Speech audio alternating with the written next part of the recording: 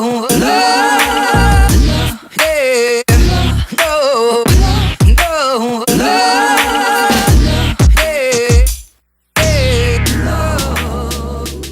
coming to you today to talk about our move to Okinawa. We realized that we haven't really discussed that with most people, and a lot of people have a lot of questions like, how did you get there? What did you have to do? How did they take your furniture? And where's your cars? So we just wanted to give a little brief overview about how the move went.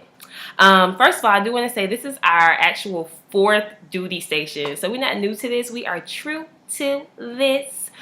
We have been in Jacksonville, North Carolina, to Kailua, Hawaii, whoop whoop, to Beaufort, South Carolina, and then Okinawa, Japan. This move, we actually didn't know about it in a lot of advance. Actually, we never know about our moves in advance. We usually just get orders, have to be there in a month or two. And when I say we get orders, I do mean we, because although he's a Marine, I'm the one that has to go into my manager's job and tell her that my husband got orders and I have to leave a job that I just started 5 months ago. And I'm the one that has to go to the daycare and I'm the one that has to do all this. So yeah, we got orders. So yeah, we got our orders in late March, and they stated we had to, be in Okinawa on July 1st. Now, because of some madness, we didn't get here until mid-July, but the struggle was real. So I'm going to pass the mic over to Travis and just discuss what all goes into an overseas move. The most important thing is the medical screening. If you don't get your family properly screened, then that's going to delay your whole trip. Your whole trip is based on you getting those documents taken care of. So there's a series of shots that your family have to get. I know one of them for sure is the JEV shot, Japanese encephalitis shot.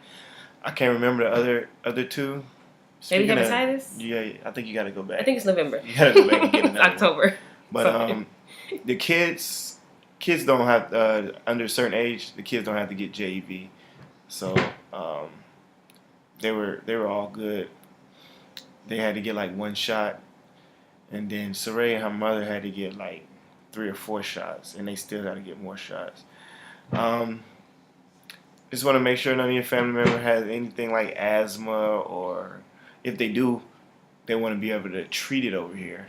And it's all dependent on when your paperwork gets sent to Okinawa. It's all dependent on who looks at it. You might get a doctor that looks at it and is like, hey, they're good. They can come over here. You might get somebody that's like, oh yeah, we can't treat them over here. Just depending on how they feel that day. So it's not really a big deal. No matter your illness, they can treat you here. They just make it seem like they can't. But I got everything taken care of, and all my family was qualified to come over here. Woo-hoo! And we are here in the flesh. So once my man got all that taken care of, I think we actually did our moves before all of that was even taken care of, because we weren't officially approved until like July, right? That's when we officially got the real deal orders. What are they called? Real deal orders. Original orders. Original orders. But in the meantime, we still had to pack up our house. For us, it was a little different because our lease ended May 31st. So my landlord didn't want us to extend it because she wanted to sell the home, which, you gonna make us homeless or what? So the good thing is, because we were in Beaufort, our family was like 45 minutes away. So we decided to just live with our parents in the meantime while Travis commuted back and forth every day. I quit my job, pulled the kids out of daycare, and that was murder, she wrote. But before moving out, we did have to do pack outs because, of course, you need your stuff. What's gonna happen to your stuff, right? So we had 3 different moves, okay? Stressful. The first move was our unaccompanied baggage move. And basically, unaccompanied baggage are the things that you want to be here when you get here. I think they go on a plane rather than the ship, so they're supposed to get here a little faster. So in our unaccompanied baggage, we had items such as toaster. What else did we have in there? Baby crib. Baby crib. Now we did make a little boo-boo. We were told that we could pack a TV and then a bed, actually. So they came to pick up our unaccompanied baggage, and we had this queen size bed in there because we wanted bed, we want our own bed when we get here. And they had to bring it back because they were told we couldn't take that. And then we had a 60-inch TV. They told us that was too big for them to take. There are some specifications on the size of TV that they can take. But we did other things like microwave, like he said, crib. That was fine. We did a few items of clothing because we figured at that time if we got here early July, those are the things that we would need if we got a house before our household goods got here. At least we have some of our items. For the children, I packed some of their toys. I packed things like bicycles just because when we get to Japan, of course, my son has been without his things for a while. So he's going to want to play with some of his toys. And it's good to see, oh, man, I haven't seen this in a while. Just give him a little tease of some toys. FYI, if you stay off base, bicycle is useless. Kids can't ride bikes. There's no roads, no sidewalks. You can't ride a bike nowhere out here. There is a sidewalk. Okay. So just different things that we pack in our unaccompanied baggage, and we do have a little clip that shows what we had in our unaccompanied baggage. The next move that we had was the move that was going to storage. Now, from my understanding, other branches don't have weight restrictions on their household goods. However, my Marine had weight restrictions, and we had, I think, what was it, 1,500? 1,500 was our restriction. When we moved from Hawaii to Beaufort, we had a total of 5,000 pounds. So we had to get rid of 3,500 pounds worth of things. So, talk about the things that we had in our storage. I don't even remember what we put in storage. We put a couch. The other bed, the other queen size bed. We put the couch. Huh? The other queen size bed is in there. No, we didn't put the queen size bed. What did we put in storage? We put dressers. We had a vanity, dressers, a dresser, my son's dressers, baby's dressers. We didn't put hardly anything in storage.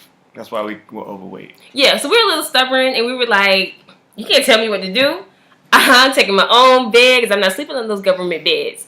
So we brought over, this brings us over to our household goods shipment where we brought over our queen size bed along with one of our bigger dresser. We did leave the mirrors off of our dressers, but we brought 2 big dressers, 2 queen size beds, all of our TVs, and a rug, and a little bit of home decor, and of course our clothes.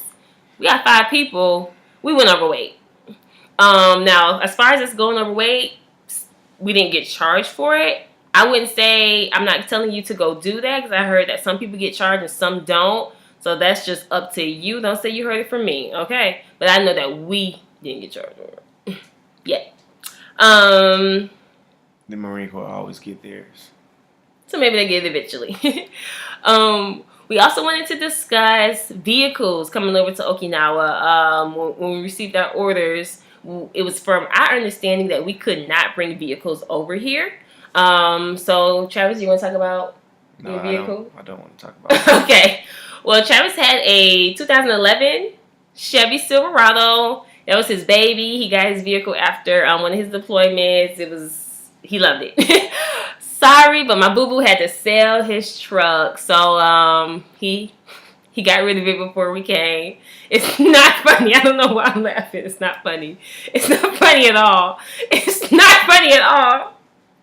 You'll be laughing when we sell yours when we get back. Anyways, with me, I have a Dodge Durango. Not sure the year. It's 2011 as well. 2011 Dodge Durango that I got a few years ago. Because honestly I only had about maybe a year and a half, we weren't interested in selling it at all. What we're doing is in storage. Government is paying for that storage for us. They crank it up every so often, do a little, very minimal maintenance on it. Absolutely fine to have it in there. It's not getting any extra miles on it. I'm not worrying about a thing. When I come back to the States, my car is going to have less than 100,000 miles on it and be paid off. So who's mad at that? You? Is it you? Is it me? Is it us?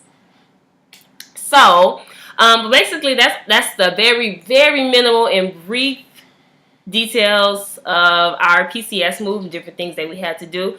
We next we're gonna go into the flight that we had to endure for the PCS move, and then just other different things. If you have any questions, please leave comments below, or you can hit us up on any of our social medias, which will be in the description bar. Bye bye. Subscribe.